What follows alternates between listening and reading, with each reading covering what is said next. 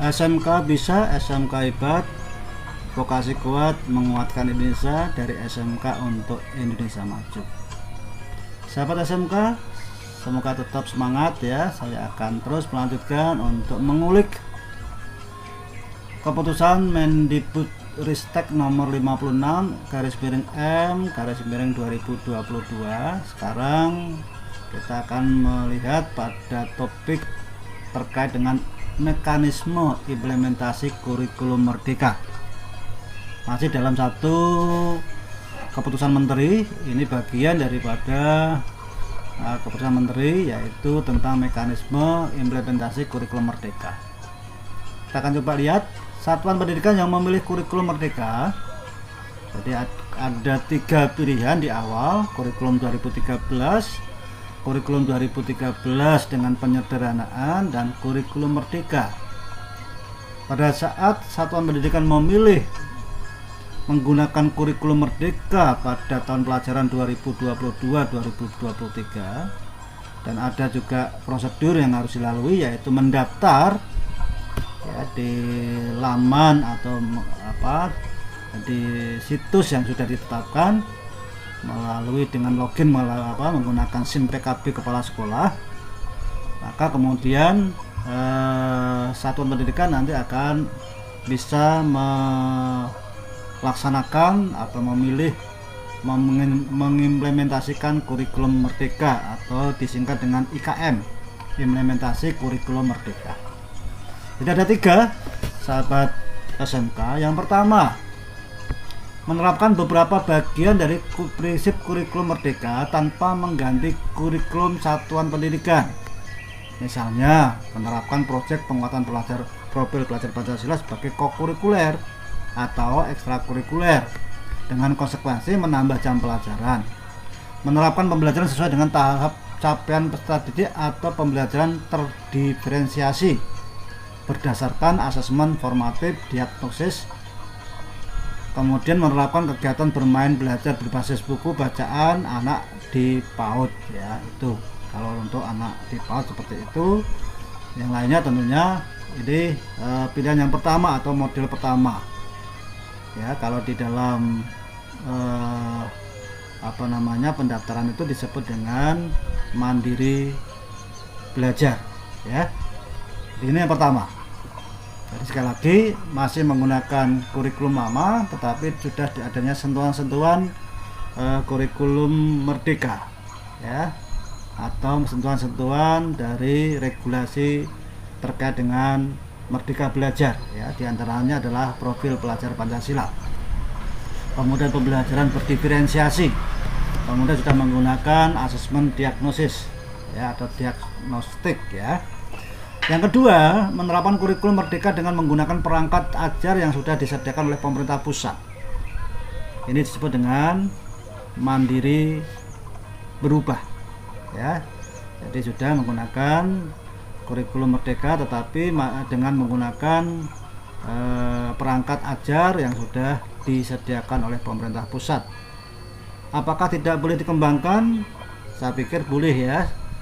Artinya sepanjang itu pengembangan, saya kira tidak ada yang salah, karena apa yang dibuat oleh pemerintah hakikatnya adalah standar minimalnya seperti itu ya, yang harus dilakukan. Tetapi kalau dikembangkan menjadi lebih baik, saya kira tidak ada yang salah. Kemudian yang C, menerapkan kurikulum merdeka dengan pengembangan berbagai perangkat ajar oleh satuan pendidikan. Jadi ini silakan, ini kalau di dalam IKM adalah masuk pada kategori mandiri berbagi ya, mandiri berbagi ya. Ada 3, sahabat SMK, yang berkaitan dengan penerapan atau implementasi kurikulum merdeka. Kemudian satuan pendidikan melakukan pendaftaran dan menyatakan opsi implementasi kurikulum merdeka yang dipilih ya. Tadi sudah saya sampaikan ya, satuan pendidikan yang memilih opsi 2 dan 3 ditetapkan sebagai pelaksana kurikulum merdeka oleh Kementerian Pendidikan dan Kebudayaan, Riset dan Teknologi atau Kementerian Agama.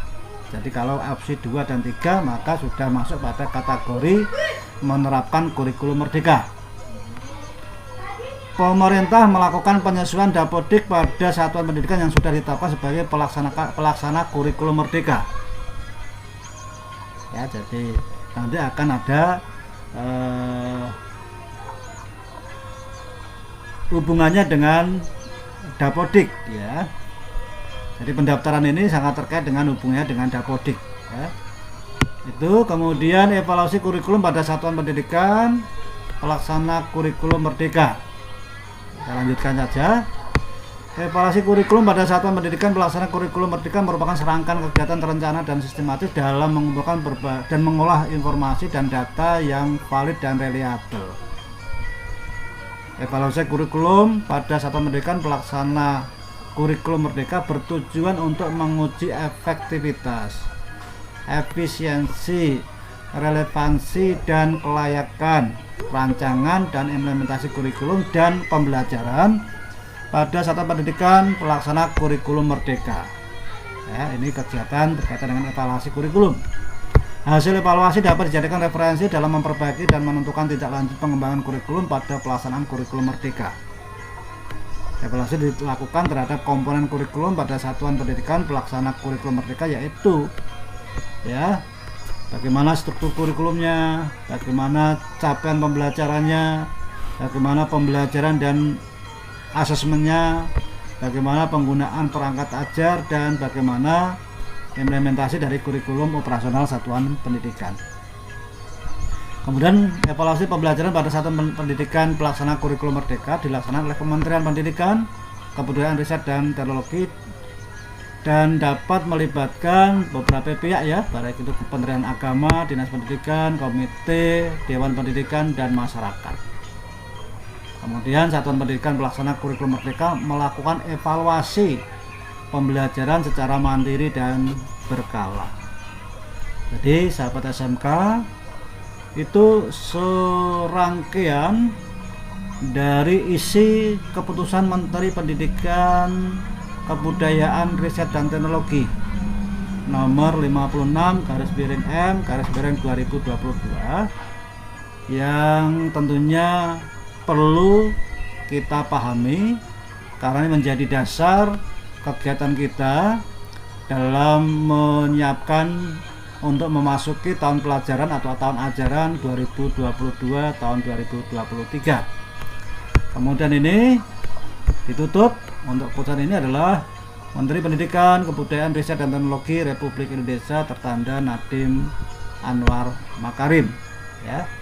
Jadi saya kira yang perlu kita ketahui bersama sahabat SMK, mudah-mudahan dengan pemahaman terkait dengan keputusan menteri ini akan menjadikan kegiatan-kegiatan kita, kegiatan sahabat SMK di tahun pelajaran 2022 menjadi lebih jelas sambil kita menunggu turunan dari keputusan ini ya, seperti tadi bagaimana modul-modul perangkat ajar dan sebagainya ya, kemudian bagaimana kita harus nanti mendapatkan itu, dan ada banyak hal-hal yang lain yang perlu kita tunggu tindak lanjutnya. Tetapi sambil menunggu itu sahabat SMK sudah memulai ya untuk coba satu mendaftar di IKM implementasi kurikulum merdeka, kemudian sudah menyiapkan berbagai macam skenario,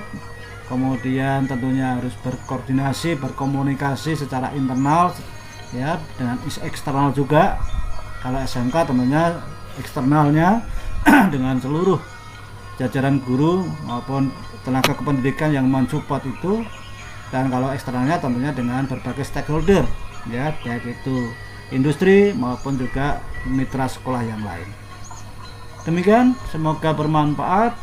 Salam hebat, dan silakan bisa di like, di share, di subscribe ya, dan di like di loncengnya bisa diklik gitu ya, supaya ini bisa terus memberikan hal yang baik bagi sahabat SMK. Dari SMK untuk Indonesia Maju.